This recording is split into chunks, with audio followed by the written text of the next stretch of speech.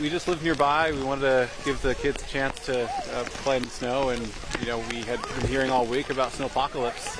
Everyone was worried about it, but honestly, we're pretty excited.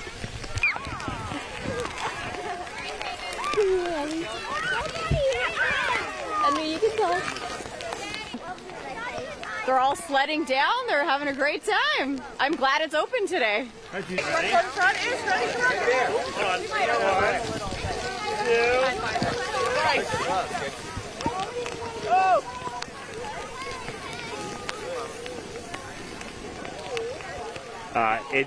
It's beautiful. It's so fun to go down Capitol Hill. It was great powder this morning. It's getting a little sleety now, but we're having a great time.